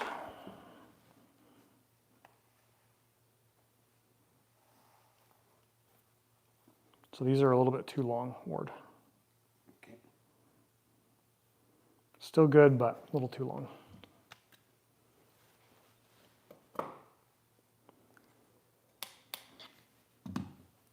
Brian wants to know, can you give me the part number of the pump? I'm interested. Yes, for sure. If you send me an email, and I'll send you that stuff that way. So the lighter side of rc@gmail.com. The lighter side of rc@gmail.com. And I can send you the information. Kyle wants to know if the 339 wing and fuselage covers have arrived. Yes. Want to grab them, Ward? They're underneath the table. I just took them out of the plastic today, and they look really nice. And Eric says, yes, that helps. Thanks for the demo. Perfect.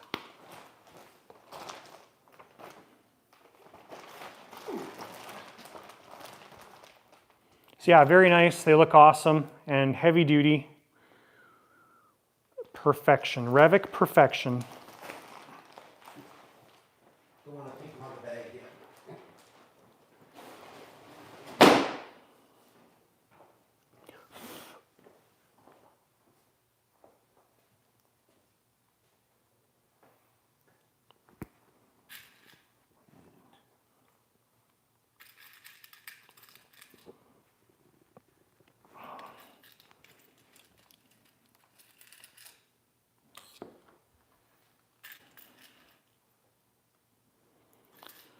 Forgot to put my little tabby thing in.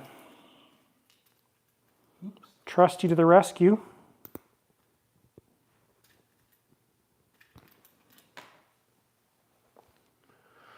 I need this guy. So focused on wiring.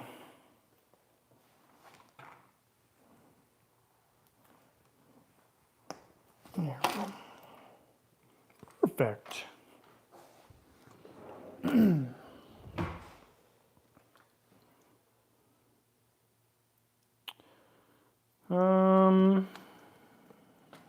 Brian wants to know, where's the third guy? Russell. Russell's, I don't know, I'll be G-rated. Russell stayed home today. No, I didn't even know, I didn't even actually reach out to him. I just expected him to show up. No Russell, that's why it's so quiet. Russell, are you there? Are you listening? I haven't seen him comment yet. It's sure quiet without you, Russell. Maybe he's upset because I bought a Rebel Classic and he just got his Rebel Classic.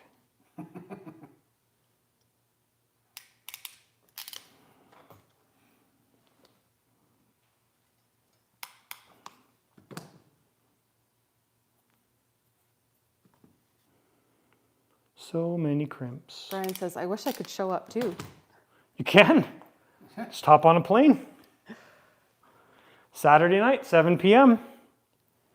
Send you the address. Gordon says, great content. Thank you all. Good night from Texas. Good night, Gordon. Thanks for tuning in.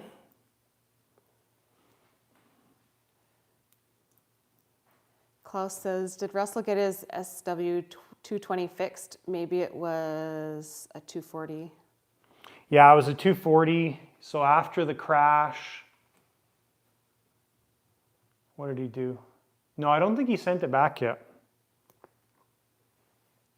No, yeah, I don't think it's been fixed yet. I think everything's still, I don't necessarily think it's sitting in a pile anymore, but it's, yeah, I don't think it's, nothing's been done with it.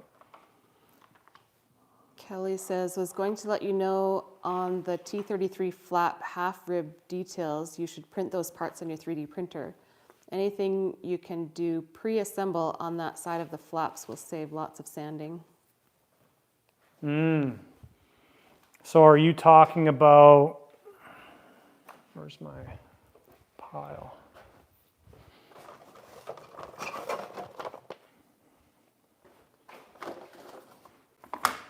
So Kelly, the pre-ribs, I'm assuming you're talking about or half ribs, these guys?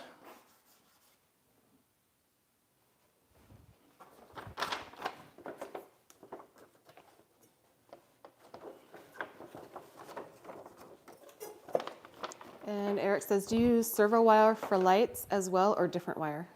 No, just servo wire, so I'll use the maxi wire.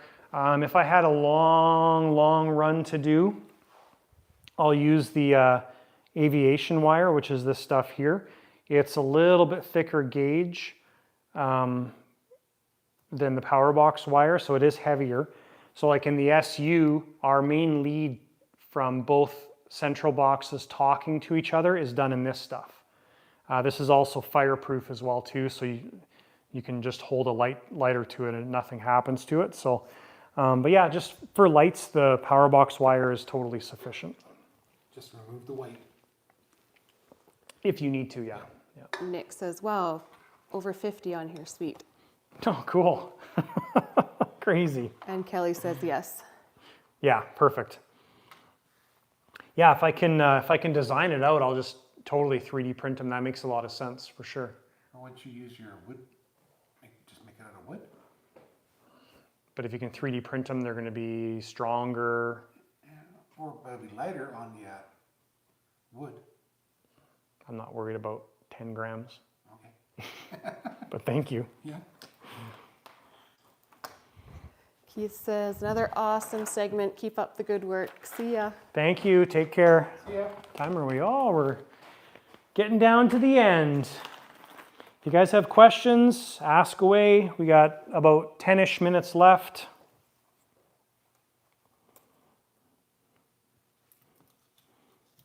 And then after that, it'll be after Miami Jets. Beginning of December will be the next one. It's funny how everything's just worked out for the live streams. Hey, like when we went down to California, it was the week in between live streams. Going down to Miami Jets, it's the week in between live streams. It's funny. At least I think it's funny. Katie Well, maybe you should doesn't. do a live when you're I'm going to do a live when I'm down somewhere. there, yeah. That's a good opportunity to do it. Kelly says it sucks to sand inside all those squares. Yeah, I bet. Okay, so Bluegrass, State RC, whoa, MB339 time. I'm still waiting on the Sky Candy tip tanks lights to become available. yes, as Sal said, they're going to be probably December, beginning of December-ish when they're available. So. Oh, Russell's on now. Oh, Russell decided to Said, join where's us. Russell? Russell said, where's Russell? I don't know. Where is Russell? He's not here. We're enjoying the peace and quiet. Oh, Whoa. snap.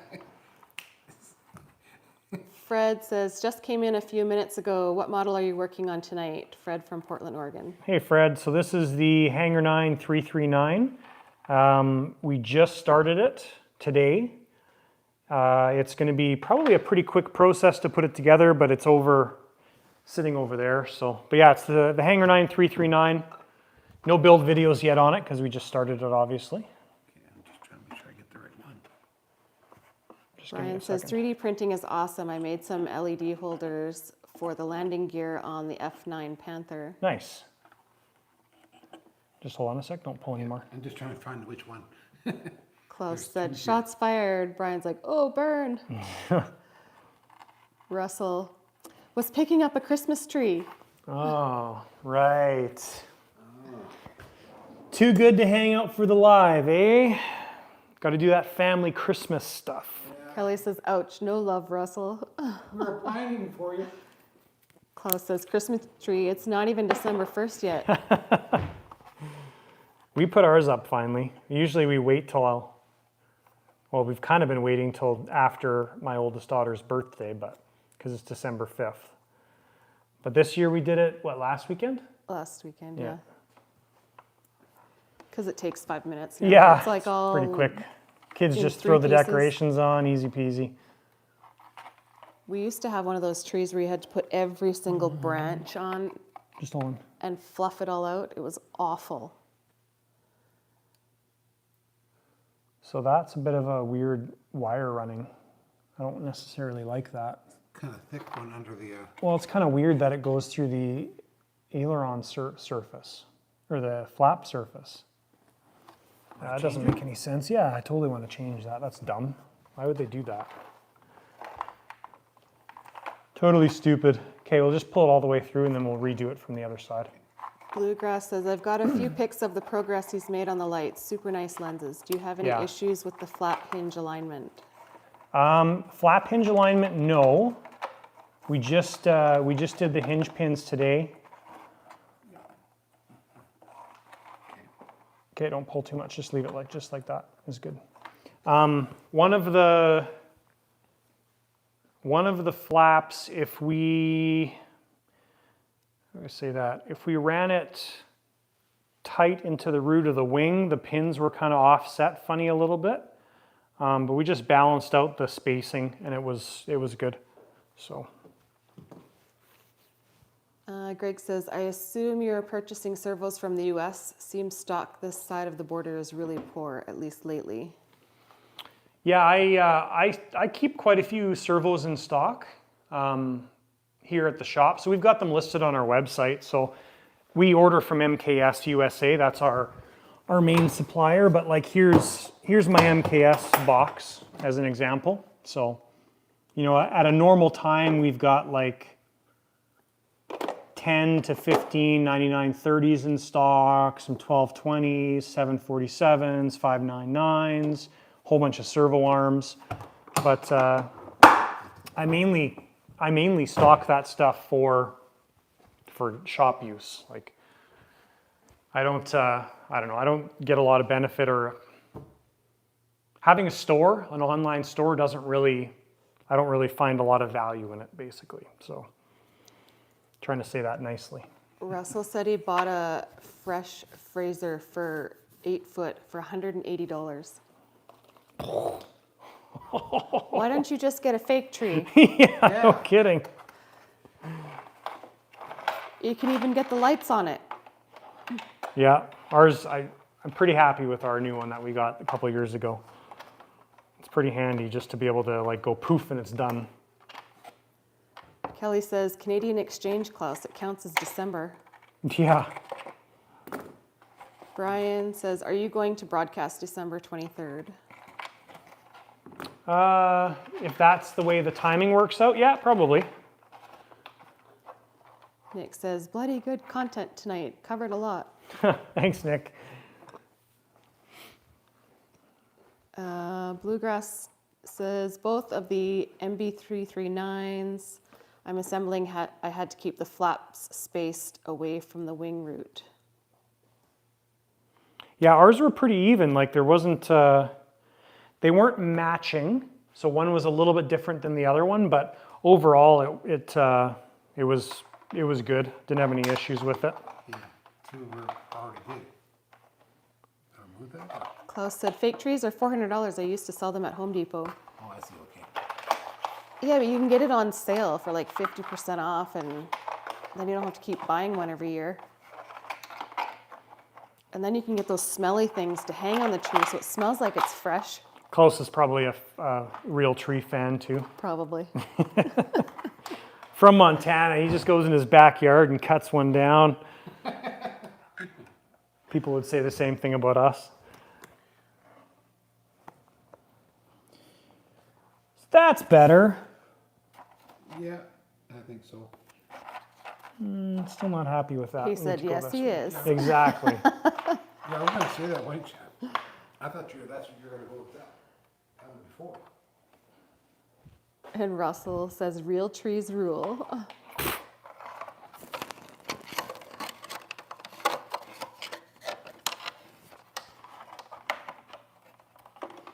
So no complaining to me, Russell, when Christmas is over and you're having to take your tree back. Or take your tree to the dumpster. You know, the pine needles are all Yeah. over the place. And, oh.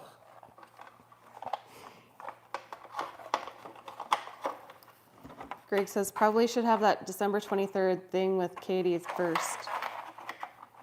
Maybe like, It's okay, Ward, relax. No, you can't. Your string's still attached, right? Barely. Well, it's okay. Klaus says, now we had a guy who sold us full-grown trees for $20. Oh, wow. Okay, I mean, if it was 20 Yeah, bucks, then I'd if be it's fine 20 with bucks, that. but like $100 and something dollars, no. How many people in the neighborhood are missing trees right now? Nice. Well, that's what it is. Yeah.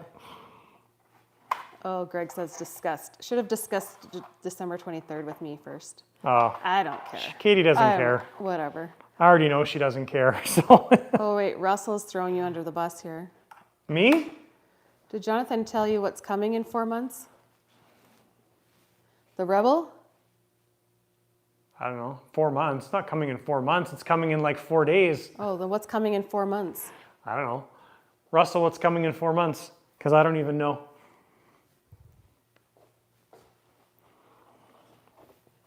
Bluegrass says, hope to see you guys at Jets Over Kentucky next year. Would be nice to get back there for sure. I actually had a lot of fun there. That was cool. Yeah, it was Cool a pretty event to cool see. experience for sure.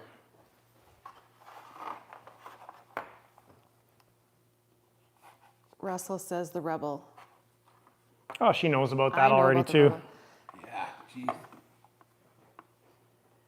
Nick says, don't forget about the Trusty thing. I won't. We should make up shirts too. I'm going to try and find those. Tomorrow morning, I'm going to start looking for the proper Stanley screwdriver to make more Trusties. Russell thought it was March for the Rebel. No. They have it in stock in California, so they'll ship it out probably next week, and then I'll have it done in a week. Russell will still be installing his landing gear. Burn!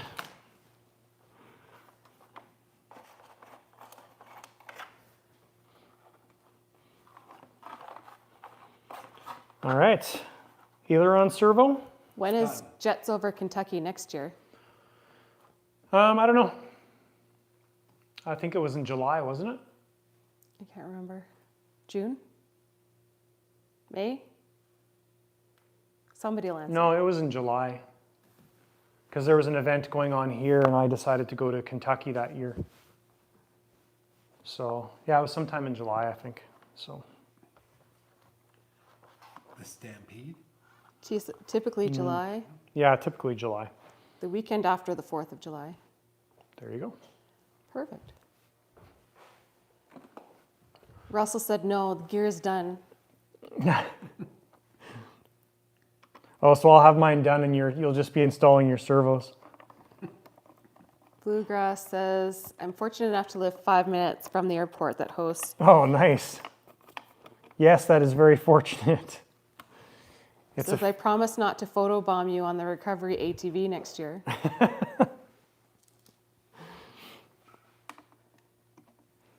It was hot. Hotter than we're Oh, it used was to, that's very for sure. hot. Hot and humid, oh my gosh. Arnold says, a picture, like, Trusty, the trusted screwdriver definitely could be taken the wrong way.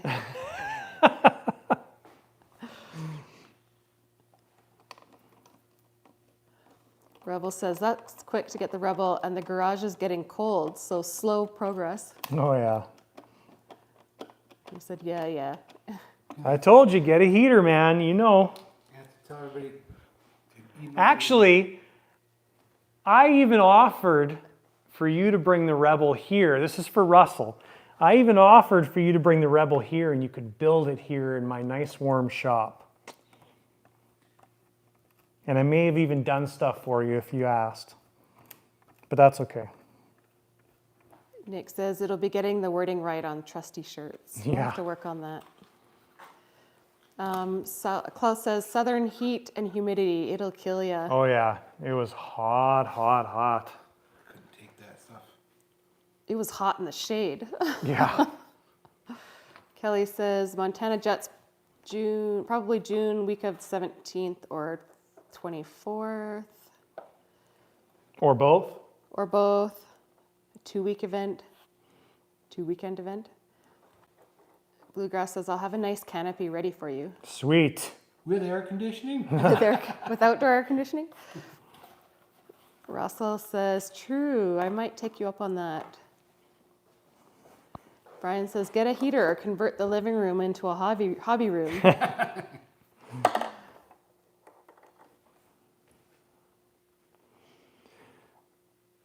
Nick says, yeah, that's the right I have to do lighter side of I understand RC it's a long on the one. front and Trusty on the back. Yeah. Yeah, that one's too long.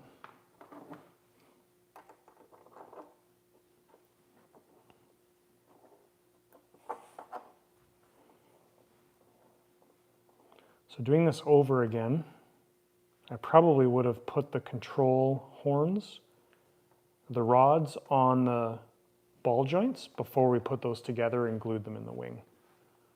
Yeah, probably. That would have been smarter. Yeah. These are nice thick rods though, which is good. Kelly says, no, start the 17th or the 24th. Oh, okay. Kyle says, keep up the good work. Good night. Thanks, Kyle. Oh yeah, And we're at 9 o'clock. Russell says, do you charge for a building stall? Yep, $1,000 a month rental. You better build it quick. Bluegrass says, any experience with the top RC Odyssey? I have one on the way. I've seen one. So the one of my friends has one. The one thing he said he didn't like about it was it's quite fragile in some areas. So whether that's a good thing or bad thing, that's going to be up to you. It would be kind of like the T-33 as an example. So if you look at the T-33, you know, it's going to have some areas that are flimsy, I guess. But actually, this used to be quite flimsy, and then we got all the structure glued in. So yeah, anyways, he had a bit of an issue with, like, he put the plane on a stand inverted to work on it, and he actually got a crunch on the top of the aircraft. So just some stuff like that. So if as long as you're mindful of it, I don't think it's going to be an issue. Flies really nice though, so.